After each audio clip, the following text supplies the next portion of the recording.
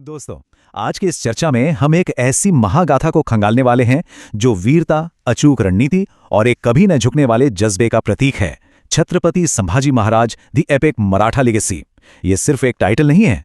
आज हम उस दौर में चलेंगे जहां एक अकेले मराठा वाजा ने इतिहास की धारा को पूरी तरह मोड़ कर रख दिया था। एक ऐसा वक्त जहां हर तरफ दुश्मनों की नंगी तलवारें थीं और उन सबके बीच खड़ा था एक अडिग योद्धा। अब जरा सोचिए, एक अकेला मराठा राजा उस वक्त के इतने विशाल और ताकतवर मुगल साम्राज्य के लिए इतना बड़ा खतरा कैसे बन गया। मुगल बादशाह औरंगजेब और छत्रपति संभाजी महाराज के बीच की ये दुश्मनी सच में भारतीय इतिहास के सबसे भयंकर टकरावों में से एक है। औरंगजेब का बस एक ही सपना था, पूरे दक्कन पर कब्जा करना। लेकिन उसके इस क्रूर सपने और हकीकत के बीच एक बहुत बड़ी चट्टान खड़ी थी। एक ऐसी चट्टान जिसे ना तो तोड़ा जा सकता था और ना ही खरीदा जा सकता था। औरंगजेब ने छत्रपति संभाजी महाराज के शरीर को टुकड़ों में कटवा दिया था। ये सुन के ही रोंगटे खड़े हो जाते हैं, है ना? ये एक ऐसा खौफनाक सच है जो हमें सोचने पर मजबूर कर देता है कि आखिर ऐसी कौन सी बात थी जिसने एक बादशाह को इस कदर खूंखार और प्रतिशोधी बना दिया था। ये कोई आम दुश्मनी तो बिल्कुल नहीं थी। इस भयानक अंत के पीछे की कहानी और इस महागाथा की गहराई को समझने के लिए हमें बिल्कुल शुरुआत में जाना पड़ेगा। तो आइए अब बात करते हैं छोटी उम्र और एक बहुत बड़ी शुरुआत की।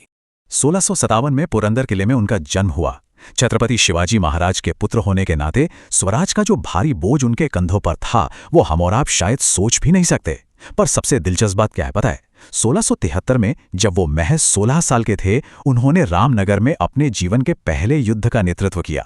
बस कल्पना कीजिए, 16 साल का एक लड़का जो मैदान जंग में सीधे मौत का सामना कर रहा है। 1680 में पिता के निधन के बाद 1681 में वो मराठा साम्राज्य के दूसरे राजा बने।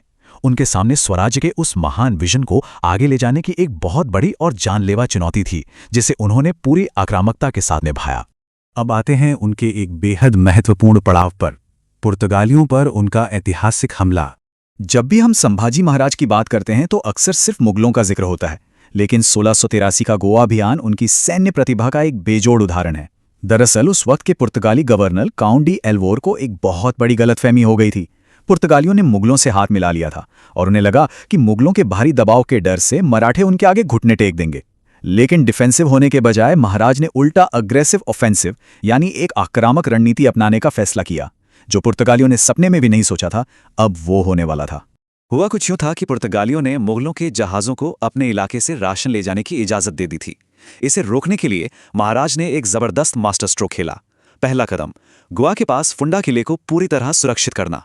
दूसरा कदम, मुगलों की सप्लाई लाइन को ब्लॉक करने के लिए अपनी सेना को सीधा गोवा के अंदर तक ले जाना। और तीसरा, सबसे घातक कदम, पुर्तगालियों पर सीधा हमला। उन्होंने सीधे जुए किले पर धावा बोल दिया। ये अपने आप में एक परफेक्ट चेकमेट था। इस दौरान जिस रणनीति का सबसे ज्यादा इस्तेमाल हुआ वो थी मांडवी नदी और गनीमी कावा। गनीमी कावा यानी मराठों के पारंपरिक छापामार या गुरिल्ला युद्ध शैली। 24 नवंबर 1683 की वो भयंकर रात थी जब संभाजी महाराज ने जुवे किले पर एक अचानक सरप्राइज अटैक कर दिया। बेखबर पुर्तगालियों को तो जैसे संभलने का मौका ही नहीं मिला। हालात इतने खराब थे कि 300 पुर्तगाली सैनिकों की पूरी टुकड़ी तबाह हो गई। खुद पुर्तगाली गवर्नर काउंट डी अल्वोर को वहां से अपनी जान बचाकर भागना पड़ा। पर इसी अभियान में एक ऐसा रोंगटे खड़े कर देने वाला पल भी आया जिसने सबकी सांसें रोक दी थीं। एक नियर डेथ एक्सपीरियंस। भागते हुए पुर्तगालियों का पीछा करते हुए महाराज ने अपनी जान की परवाह किए बिना उफनती हुई मांडवी नदी में अपना घोड़ा उतार दिया। लेकिन तेज बहाव की वजह से घोड़े का पैर फिसल गया और खुद राजा नदी के उस भयानक और तेज प्रवाह में बहने लगे। मौत बिल्कुल सामने खड़ी थी। लेकिन तभी उनके सबसे वफादार साथी खंडो बल्लाड़ ने अपनी जान पर खेलकर उन्हें उन खतरनाक लहरों से सुरक्षित बाहर निकाल लिया। ये एक ऐसा ऐतिहासिक और साहसिक पल था जिसे आज भी गोवा के स्थानीय लोग पूरी श्रद्धा और गर्व के साथ सुनाते हैं। अगर उस दिन कुछ और हो जाता तो शायद इतिहास पूरी तरह से अलग होता। खैर, गोवा पर मराठों की जीत लगभग तय हो चुकी थी। पुर्तगालियों के पास हार मानने के अलावा कोई चारा नहीं था। पर तभी एक ऐसी खबर आई जिसने पूरा खेल बदल दिया। 1 लाख, जी हां, पूरे 1 लाख मुगल सैनिकों की एक विशाल फौज लेकर मुगल शहजादा शाह आलम कोंकण में उतर चुका था। स्वराज को इस नए और बहुत बड़े खतरे से बचाने के लिए महाराष्ट्र को वो जीता हुआ गोवा अभियान वहीं छोड़कर तुरंत वापस लौटना पड़ा। और यहां से शुरू होता है इस गाथा का एक बहुत ही दर्दनाक हिस्सा, संगमेश्वर में ढोका। औरंगजेब अब खुद अपनी पूरी ताकत के साथ कोंकण आ चुका था। जनवरी 1689 का वक्त था। संभाजी महाराज और उनके करीबी मित्र कवि कलश संगमेश्वर नाम की जगह पर मुगलों के खिलाफ एक अत्यंत गुप्त बैठक के लिए रुके हुए थे। लेकिन अफसोस, गद्दारी के चलते उनकी इस लोकेशन की जानकारी मुगल सरदार शेख निजाम मुकर्रब खान को मिल गई। 1 फरवरी 1689 को अचानक मुगलों ने हमला कर दिया और भारी संघर्ष के बाद उन्हें बंदी बना लिया गया। और यहां से हमारी कहानी वापस उसी पहले भयानक मंजर से जुड़ती है जिसका जिक्र हमने बिल्कुल शुरुआत में किया था। शहादत और मराठा बदला। मुगलों ने हर संभव कोशिश की, हर हद पार कर दी कि संभाजी महाराज उनके सामने घुटने टेक दें। लेकिन राजा ने उनकी एक भी शर्त नहीं मानी और अंत में 11 मार्च को उनकी बहुत ही निर्मम तरीके से हत्या कर दी गई। उन्होंने शहादत दे दी। पर औरंगजेब की यह सबसे बड़ी भूल साबित हुई।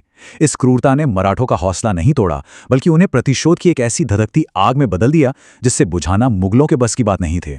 संताजी घोरपड़े जैसे वीर सेनापतियों ने एक बेहद आक्रामक रिवेंज कैंपेन शुरू कर दिया। औरंगजेब का दक्कन जीतने का सपना बस एक खौफनाक दुस्वप्न बनकर रह गया।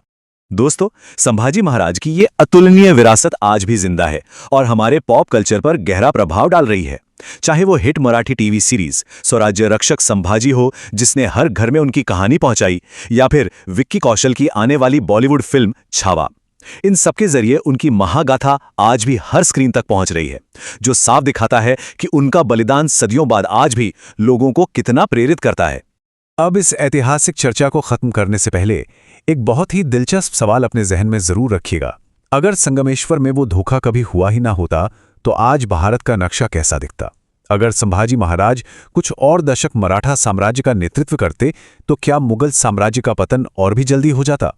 ये कुछ ऐसे सवाल हैं जो हमें इतिहास के पन्नों को एक बिल्कुल नए नजरिए से देखने पर मजबूर कर देते हैं। आज के इस विश्लेषण में साथ जुड़ने के लिए बहुत बहुत धन्यवाद।